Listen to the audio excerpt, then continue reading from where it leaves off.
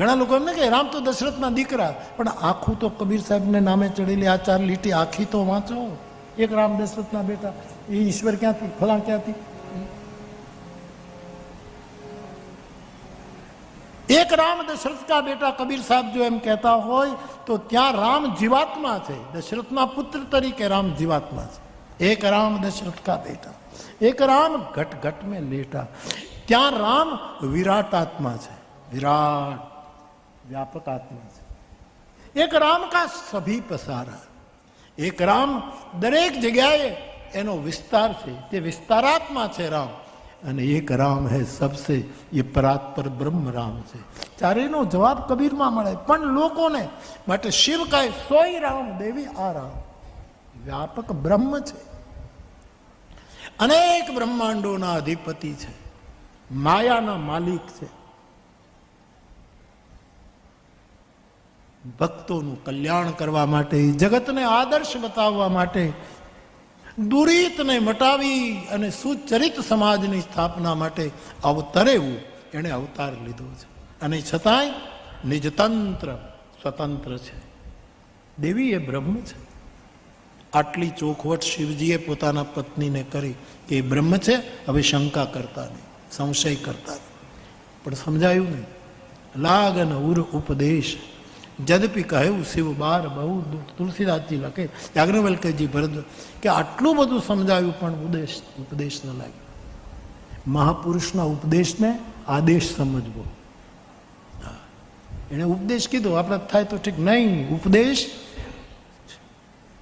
જેના આપણે આશ્રિત હોય એને આદેશ. એ કોઈ આદેશ ન કરે પણ એને આદેશ સમજવો. એને ઉપદેશમાં જે કીધું. તો બાપ ગાંધીજીએ જગતને એમ જ કીધું ક્વિટ ઇન્ડિયા, ઉપદેશાત્મક વાક્ય, પણ થઈ ગયો આદેશ. હિન્દ છોડો, હિન્દ છોડો, હિન્દ છોડો, આદેશ થયો. પણ સતીના મગજમાં વાત ઉતરી નહીં. શિવજી હસી પડ્યા કે ભગવાનની માયા કેટલી મોટી છે કે આ સતીને પણ એણે પોતાના ઘેરાવામાં લઈ લીધા. શિવજીએ બધા પ્રમાણિક પ્રયત્નો કર્યા પણ સતી માન્યા નહીં. શિવજી હસી પડ્યા. મારે આપણે એટલું જ કહીને આગળ વધવું છે કે ઘરમાં પતિ પત્ની એકાદ પત્ની શંકા કરે, માને નહીં, તમે પ્રમાણિક પ્રયત્નો કરી લેવા કે તું સંશય કરીમાં આવું કાંઈ નથી, એ બ્રહ્મ છે પરમા, અને છતાંય ન માને તો પછી શિવજીની જેમ કે હવે હરી જે કરે એમ કરીને શાંત થઈ જાવ. કારણ કે સતીએ શિવનું નહોતું માન્યું. આપણે શિવ નથી, જીવ છીએ. હાવ નાના એવા જીવ છે, આપણા નખ જેવડા જીવ, આટલા એવા નખ જેવા જીવ. આપણું ન માને તો આશ્વાસન લેવું કે શિવનું ક્યાં કોઈ માનતું હતું, તેમાં આપણું ન માને. આમ કરી અને છાશ પીને હોઈ જવું. છાશ એટલે ઉનાળામાં સારી, એટલા માટે કહું છું, કઈ એમને નથી બોલતો. આજથી શેરડીનો રસોઈ શરૂ કર્યો છે. આ રવેચીમાં કથા હતી, રોજ અમારો એક જણ હતો, 7મે દિવસે તો 84,000 કપ શેરડીનો રસ પીવડાવી દીધો. 84,000 જે આવે શેરડીનો રસ. મારી કથાના રસ માટે આવતા જ નહોતા. શેરડીનો જ રસ, શેરડીનો જ રસ. છોતા કાઢી નાખ્યા સાહેબ. અરે જગુભાઈ પણ નિર્ણય કર્યો કાલે કે બાપુ જેટલા આવે અને શેરડીનો રસ, તો તમે જ્યારે કથામાં આવો ને ત્યારે શેરડીનો રસ પીને આવવું. પછી કથામાં બેસજો, પછી રામરસ પીવાનો, પછી જમવા જવાનું. ત્યાં આમ રસ હોય કે બીજો કાંઈ રસ હોય જેવો એ પીવાનું. પછી જતા જતા એક ગ્લાસ ઉપાડી લેવાનું પાછું શિવજીનો રસ. પણ આગળના 5 દિવસ કથા સાંભળી શકાય એટલી માત્રામાં લે. હજી 5 દિવસ આપણે 6 દિવસ કાઢવા. તો બાપ શિવજીએ કહ્યું કે દેવી, મારા કહેવાથી પણ તમારા મનનો સંદેહ ન જતો હોય તો તમે જાઓ, પરીક્ષા કરો. હજી દૂર નથી ગયા, હું આ વડલાની નીચે બેઠો છું. અને સતીને એવો બૌદ્ધિક અહંકાર કે મારે શિવની શું જરૂર, હું બુદ્ધિમાન બાપની બેટી છું, મારે વિશ્વાસના સંઘની જરૂર નહીં. અને બુદ્ધિ વિશ્વાસને મૂકીને આજે એકલી નીકળી છે. દંડકારણ્ય એ તો સંશયનું વન છે. ત્યાં જેટલા જેટલા એકલા રહ્યા એ બધા જ ફસાણા. રામની પરીક્ષા કરવા માટે સતી નીકળ્યા છે. એ બ્રહ્મ જ કે માણસ છે. અને શિવજી બેઠા બેઠા વિચાર કરે કે મારા કહેવાથી જેનો સંશય ન ગયો, હવે એમ લાગે છે કે સતીનો વિધિ વિપરીત થઈ ચૂક્યો છે. પણ હું શું કામ તર્ક વિતર્ક કરું? આખરે મારા રામે ધાર્યું છે એમ જ થતું હોય. સોઈ જો રામ રચી રાખા કો કરી તર્ક વઢાવઈ સાકાન. ભગવાન શંકર હરિનામનો જપ કરવા લાગે. આપણે પ્રયત્નો પ્રમાણિક કરી લેવા અને છતાંય ઘરની વ્યક્તિ આપણી વાત ન માને અને એની જીદ ઉપર જ રહે તો પછી બહુ લાંબુ ન કરવું, શાંતિથી બેસીને હરિનામ લેવું, ભગવાનનું સ્મરણ કરવું. પરમાત્મા એને સમય સમજાવશે.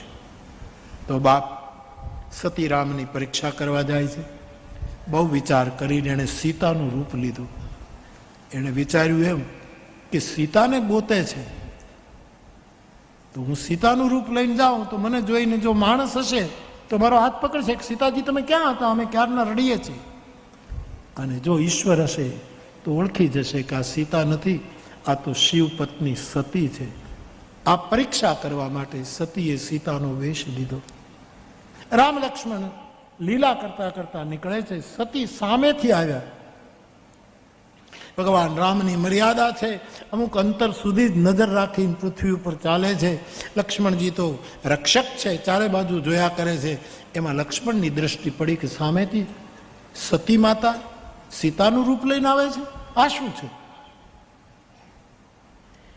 સાથે રહેનાર લક્ષ્મણજી ઓળખી ગયા તો રામને ઓળખતા કેટલી વાર લાગશે, પણ સતી સીતાનું રૂપ લઈને આવ્યા. જેવા નજીક આવ્યા એટલે ભગવાન રામે ગોત્રોચ્ચાર કરીને કહ્યું કે હું દશરથનો આત્મા જ છું, દશરથનો પુત્ર હું રામ છું, હું આપને પ્રણામ કરું છું. આપ એકલા કેમ? મારા પિતા શંકર ક્યાં છે? આવો પ્રશ્ન પૂછ્યો. અને શંકરને પિતા કયા એટલે એને સમજી જવાનું કે આ મને ઓળખી ગયા છે, મને માં કહેવા માંગે છે. એક પણ જવાબ ના આપી શક્યા, પાછા નીકળી ગયા. ભગવાનને થયું, શિવજીએ સતીને કહ્યું હતું કે રામ વ્યાપક બ્રહ્મ છે, લાવ જરા મારું વ્યાપક પણ બતાવી દઉં. અને તેથી સતી જ્યાં જાય ત્યાં એને રામ જ દેખાય છે. આ બાજુ જાય તો રામ, લક્ષ્મણ, જાનકી, આ બાજુ જાય તો રામ. અને એમાં બ્રહ્મા, શિવ બધા જ આવી જવા. તમામ દેવતાઓની અર્ધાંગીનીઓ પણ છે.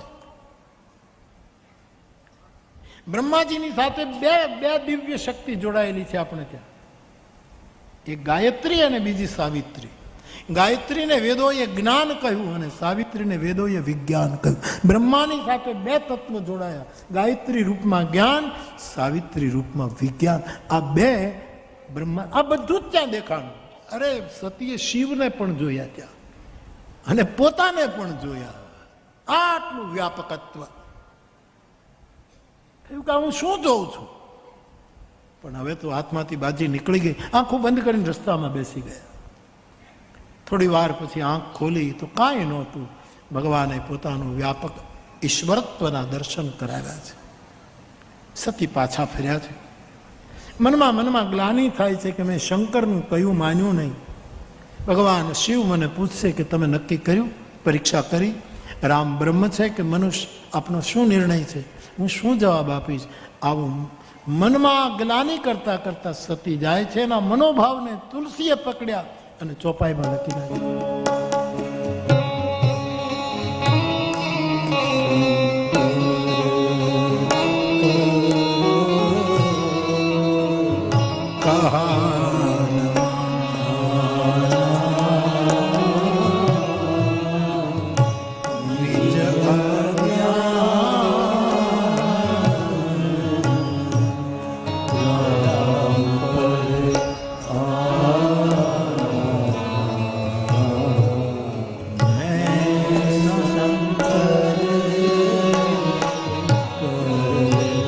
વિચાર કરે, મેં શિવજીની વાત માની નહીં, મારી અજ્ઞાનતા હું રામ ઉપર નાખવા ગઈ.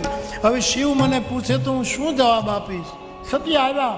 ભગવાન શિવજી હરિનામનો જપ કરે છે. સતીને જોતા હસતા હસતા શિવજીએ પ્રશ્ન પૂછ્યો, કુશળ છો દેવી? સંકેત હતો, સંશય એક મોટો રોગ છે દેવી, એ બીમારીમાંથી મુક્ત થયા કે નહીં? કઈ રીતે આપણે પરીક્ષા કરી? નિર્ણય થઈ ગયો કે બ્રહ્મ છે? હું કહું બ્રહ્મ, આપ કહો સામાન્ય માણસ. નક્કી થયું? અને સતીએ જવાબ આપ્યો, કછું ન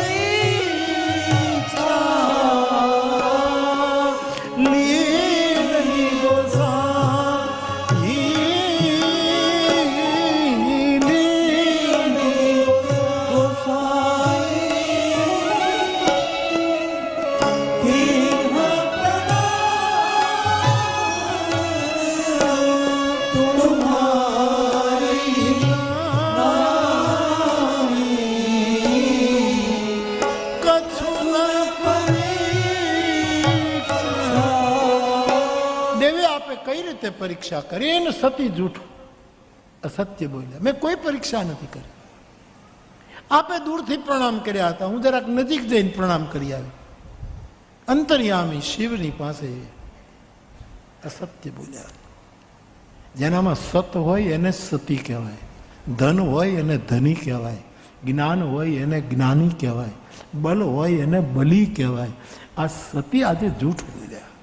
પણ અંતર્યામી શિવને તો ખબર પડી જાય. તુલસી કઈ આંખો બંધ કરી અને જે કઈ થયું બધું દેખાયું માણસની ચોપાઈ.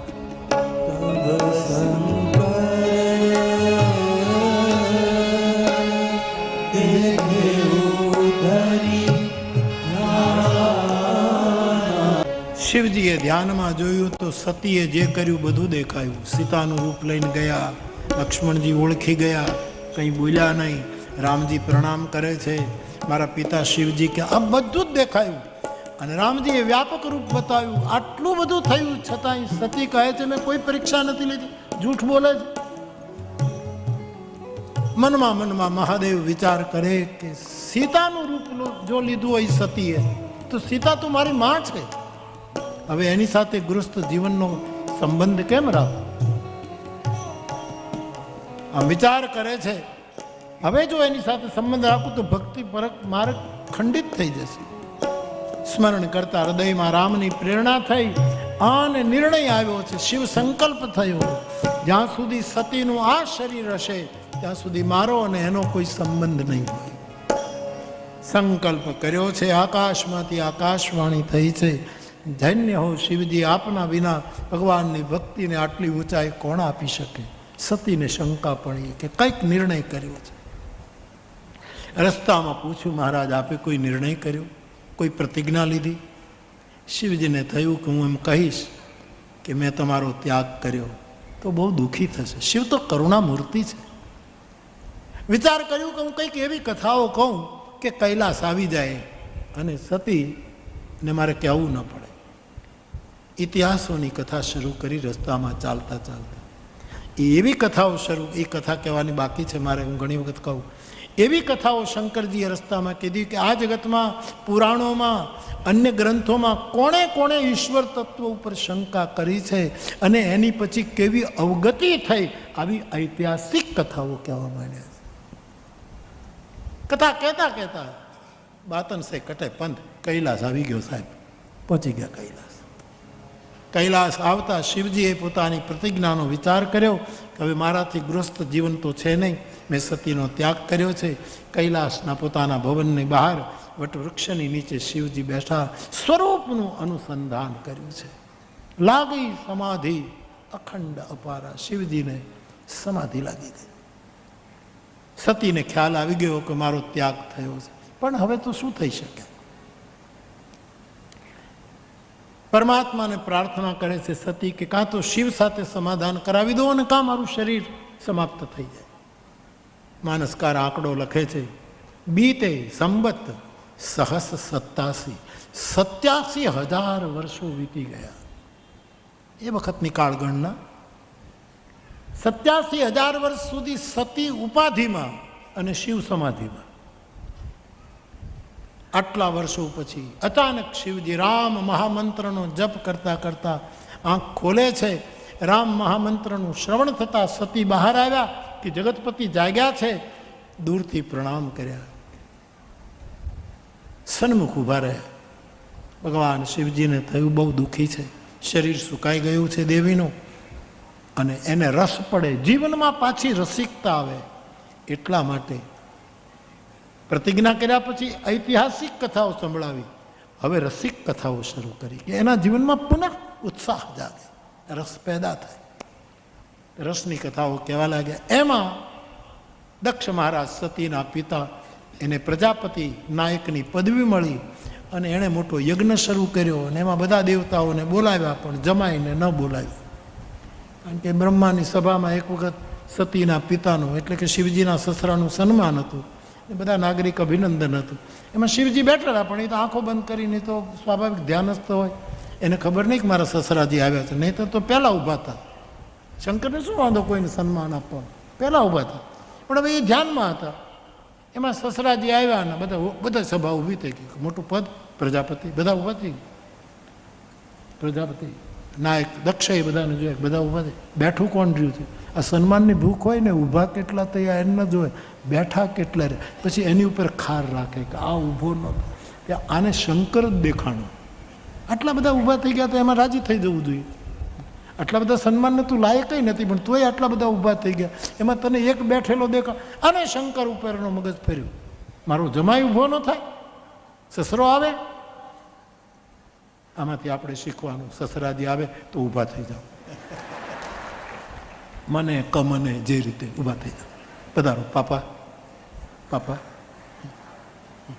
પાપો ઘરે બેઠો છે, એની સેવા કરો. પણ રામાયણના કળિયુગના વર્ણનમાં એવું લખ્યું છે, ઉત્તરકાંડ, આ તો તુલસીદાસજી, એમાં લખ્યું છે કે કળિયુગના છોકરાઓ લગ્ન કરશે પછી એને સસુરારી પિયારી લગી તબતે, એને સાસરું બહુ પ્રિય લાગશે. પોતાની મમ્મી કરતાં એની પત્નીની મમ્મી મોમ, અરે મોમ,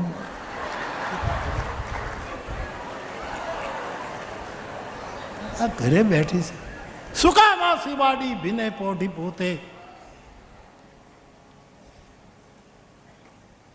એને તને બધાને સન્માન આપવાનું, પણ એટલું ઓગળી ન જવાય સસરામાં, એને માપને. ઘણા લોકોને તો હું જોઉં છું કે પરિણ્યા પછી સસુર કરતાં કરતાં એના સસરા જેવો વાન થઈ જાય છે.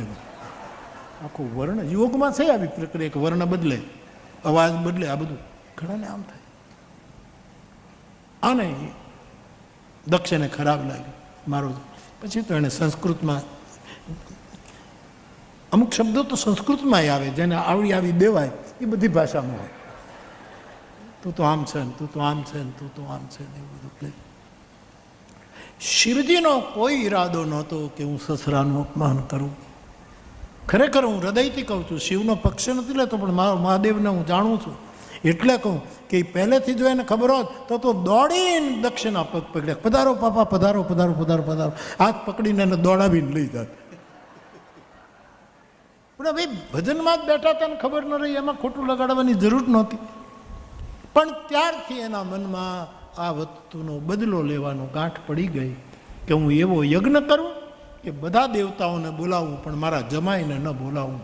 અને આનો બદલો, યજ્ઞ બદલો દેવા માટે ન થાય, બલિદાન આપવા માટે થાય, બદલા માટે ન દે. પણ એણે યજ્ઞનું આયોજન કર્યું, પોતાની બધી દીકરીઓને બોલાવી, પણ ઉમાને સતીને ન બોલાવી. આ દેવતાઓ વિમાનો લઈ લઈને દક્ષના યજ્ઞમાં જવા લાગ્યા. અહીંયા રસપૂર્વક કથા ચાલે, સતીનું ધ્યાન કથાના રસમાં ગયું નહીં, વિમાનમાં ગયું. અને શિવજીની કથા રોક, મહારાજ આ વિમાનો ક્યાં જાય છે? આ બધા દેવતાઓ જાય છે, આપ મહાદેવ છો, આપને તો ખબર કે દેવી જાણવામાં ફાયદો નથી. કહો કે તમારા પિતા યજ્ઞ કરે છે, મારી સાથે બ્રહ્મસભામાં એને ખરાબ લાગ્યું છે, મારો કોઈ ઈરાદો નહોતો તમારા પિતાનું અપમાન કરવાનો, પણ એ માની બેઠા, મને ખબર નહોતું. એટલે બદલો લેવા માટે કરે છે. તમારી બધી બહેનોને બોલાવી છે પણ તમને નથી બોલાવી. હું જાણું છું દેવી, માતા પિતાને ઘરે પ્રસંગ હોય તો સંતાન વગર આમંત્રણે જઈ શકે, મિત્રને ઘરે પ્રસંગ હોય તો મિત્ર વગર આમંત્રણે જઈ શકે, ગુરુને ત્યાં પ્રસંગ હોય તો શિષ્ય વગર આમંત્રણે જઈ શકે, અને આવા વિશાળ ભગવત કાર્યો હોય કોઈ પણ માણસ વગર આમંત્રણે એમાં જઈ શકે. આવા નીતિકારોના થોડાક સૂત્રો. કોઈ યજ્ઞ છે તો આપ જઈ શકો, માતા પિતાને ઘરે યજ્ઞ છે તો આમંત્રણ વગર જઈ શકો, પરંતુ તદપી બિરોધમાન જહ કોઈ તહાં ગયે કલ્યાણ ન હોય. દેવી ત્યાં જશો તો ઠીક નહીં, તમને બહુ સહન કરવું પડશે. સતી માન્યા નહીં. આપ ના આવો તો કોઈ વાત નહીં, મારા પિતાને ઘરે યજ્ઞ છે, અને સ્વાભાવિક દીકરી તરીકે મન ખેંચાય, અને એમ પણ વિચાર્યું છે કે આમ શિવજીએ ત્યાગ કર્યો છે, આ બાને મા બાપની પાસે થોડાક દિવસો રહું તો થોડુંક મનને સારું લાગે. શિવજીએ ઘણું કહ્યું, સતી માન્યા નહીં. બધી જ વાતે સમજાવ્યા પણ ન માન્યા. ત્યારે શિવજીએ હસતા હસતા કીધું કે ગણોને કીધું કે તમે જાઓ સાથે, સતીની બધી ચીજ વસ્તુઓ લઈ લો, એને નંદી ઉપર બેસાડી અને સન્માન સાથે એના પિતાને ઘરે લઈ જાઓ. મારે આપને એટલું જ કહેવાનું કે ઘરની વ્યક્તિ એના બાપને ઘરે જવા માટે જીદ કરે તો સમજાવવાનું કે અત્યારે જવા જેવું નથી, ત્યાં બધું વાતાવરણ બરાબર નથી, કોરોના છે, અને તમે ઘરે બેઠા રહ્યો. પણ ન માને તો શંકરની જેમ બધા પ્રયત્નો કરવા, અને ન માને તો પછી કહેવાનું, તો પછી સન્માન સાથે, જો સંસાર સારો રાખવો સન્માન, પ્રમાણિક પ્રયત્નો કરવા, પણ નહીંતર પછી શંકરે આ મને તમને બતાવ્યું એટલે કહું છું. આ બધું સાર છે, એનો વિસ્તાર માત્ર હું કરું છું, પણ મૂળમાં બધો સાર પડ્યો છે. આ વિસ્તાર મારો છે, મૂળ તત્વ આ છે. શિવજીએ દિયે મુખ્ય ગણ સંગતમ, બે ગણોને સાથે નંદી સવાર. શિવને ખબર છે કે હવે સતી પાછા નહીં આવે, એટલે એને પિયરથી જે વસ્તુ આવી બધી આપી દીધી કે કાલે કોઈ મેણું ન મારે, આ બધું આપી. એટલે આ શીખજો કે પત્ની ન માને કે મારે તો બાપને ઘરે જવું જ છે, તો પછી એને સન્માન સાથે મોકલવા. ટિકિટનું રિઝર્વેશન કરાવી લેવું, વોલ્વો બસ એમાં હોવાની સીટ એને કરાવી દેવાની, અને બસ સ્ટેશન સુધી મૂકવા જવાના, એ જેથી પાછા આવે નહીં. અને એની સીટ હોય ત્યાં એને બેસાડી દેવા, એની બેગ મૂકી દેવી, અને પછી તો ઉતરી જવું પડે, નીચે ઉતરી જવાનું, અને બારીમાંથી દેખાય એટલું દૂર ઊભા રહેવાનું. આ તો બધું ધ્યાન રાખવું પડે ને સાહેબ. ઊભું રહી અને પછી ખિસ્સામાંથી રૂમાલ કાઢીને એમ કે હવે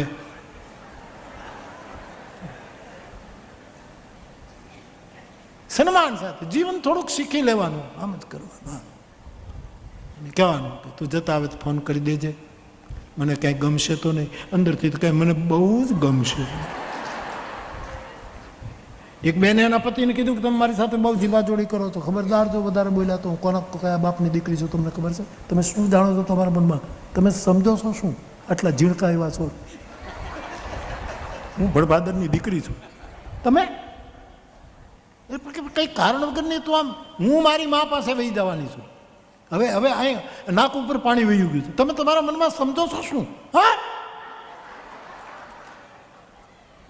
ઓલો બિચારો બિલકુલ ફ્રીજમાંથી કાઢ્યો હોય એવું, હાવ કાઢો, આખો ફ્રીજમાંથી કાઢ્યો હોય બહાર, શાંત કે તારે જાવું હોય તો જા. પણ હમણાં ફોન આવ્યો હતો, કોનો? તારી બાનો, એ એને પિયર વહી ગઈ છે બાધી, એ તારા બાપ હારે લડીને ગઈ, તો રહેવા દો, આપણે પછી જાય છે તો પડી રહે ને છાની મને એમાં બે જાય. માણસે સમજવાનું, આ શિવજીનું ચરિત્ર મને તમને વ્યવહાર દર્શન પણ આપે છે. શિવગણો સતીને લઈને જાય છે. સતી દક્ષના યજ્ઞમાં ગયા, બાપે તો જોયું પણ નહીં, મોઢું ફેરવી નાખ્યું. એક માં સિવાય કોઈ પ્રેમથી સતીને આવકાર્યા નહીં.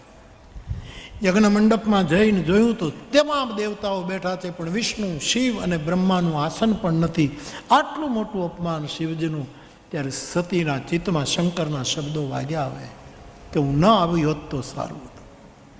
અને દુર્ગા બની, હવે ચંડિકા બની છે. સારું, સભા મધ્ય યજ્ઞ મધ્ય છે, બધા દેવતાઓને આક્રોશ ભરા શબ્દો, કે સભાસદો, હે દેવતાઓ, હે મુનિઓ, આ સભામાં જેણે શિવની નિંદા કરી છે અને જેણે આ સભામાં જેણે શિવની નિંદા કરી છે અને જેણે શિવની નિંદા સાંભળી છે એ બધાને ભલી ભાંતિ દંડ આપી છે. બધા દેવતાઓ ગભરાયા, ઋષિમુનિઓ ચૂપ થઈ ગયા. માતાજીએ ઉગ્ર રૂપ ધારણ કર્યું. આટલું કહેતા કહેતા તુલસી ચોપાઈ લખે, અસકહી જોગ અગ્નિ તનુજારા, યજ્ઞ કુંડમાં સતી હોમાણા છે. હાડ હાડ અગ્નિમાં, યોગ અગ્નિમાં સતીએ પોતાના દેહનું વિસર્જન કર્યું છે. હાહાકાર થઈ ગયો છે. શંકરના ગણો જે હતા એ પોતાની માતા યજ્ઞકુંડમાં મહાદેવનું અપમાન સહન ન થયું ને બળી ગઈ અને ગણો વિફર્યા છે સાહેબ ને. પછી જે માર્યા છે બધાને, એક એકને પકડી, એક દેવતાને પકડી એના પગ પકડીને બીજા દેવતાને એને મારે.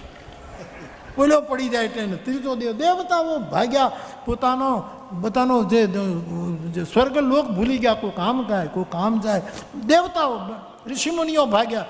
ભૃગુ નામના એક મહાત્મા સમજદાર, એ ભૃગુ મહારાજે બધાને શાંત કર્યા કે ભાઈ જે થવું હતું એ થઈ ગયું, હવે ન કરો. ગણોને સમજાવ્યા, તમે શાંત થાવ. ગણો કહે, કેમ શાંત થાય? અમારી માતા બળી ગઈ અને હજી અમે તો બે છીએ. હમણાં શંકરને કહેશું એટલે વીરભદ્ર આવશે, પછી જોજો કેવો ખેલ થાય. આન ગણો આવ્યા પાછા કૈલાસ. સતી બોલે, ભગવાન યજ્ઞમાં તમારું અપમાન સહન ન થયું, બળીને બસ સતી બળી ગયા અને વીરભદ્ર કરી કોપ પઠાયો અને વીરભદ્રને જે મોકલ્યો છે પછી જે ખેલ કર્યો છે, હા, દક્ષની દુર્ગતિ થઈ છે. પછી વધારે વર્ણન તો તુલસીદાસજી માનસમાં નથી કરતા, પણ શિવ ચરિત્રમાં બધા વર્ણનો આપણે જાણીએ. તુલસીદાસજીનો સાર એટલો કે શિવ વિરોધી, શિવ નિંદક હશે એની આવી દશા થશે. આવું બધા નિંદા કરે એ દોષિત છે જ, એ દંડનો ભાગીદાર છે, પણ નિંદા સાંભળે એને પણ દંડનો ભાગીદાર. આપણે ઘણી વખત શું થાય કે ભાઈ એ નિંદા કરતા હતા બે જણ, હું થોડો કરતો, હું તો શેરડીનો રસ પીતો હતો. તારે સાંભળવાની જરૂર નહોતી. તું શું કામ ઉભો હતો? શેરડીનો રસ લઈને અહીંયા બાંધી દીધો હતો તને હંચાની હારે, પૈડું ફેરવા તને ગોઠવી દીધો હતો. ઇલેક્ટ્રિસિટીથી ચાલે છે, આમ દૂર પીધો. પણ ગરિયાની જેમ ટક્કર લઈ જાય કોઈકની નિંદા સાંભળવા માટે. માણસની આ માનસિકતા. લોકોને નિંદા રસ એક 11મો રસ છે. 11મો નિંદા. બહુ નિંદા કરે ને એને નિદ્રા ન આવે. એટલું તમે સમજી લો. જે બીજાનો દ્વેષ જ કર્યા કરે ને એને પોતાનો દેશ કોઈ દી ન મળે. દેશી રહે મળે જો આપણા દેશના. એ પોતાનો સ્વદેશ ભૂલી જાય છે. અને જે ઈર્ષા કરે છે એને આગલું આયુષ્ય જીવવા જેવું નથી રહેતું સાહેબ. આમ ગળી જાય, શરીર ગળવા માંડે.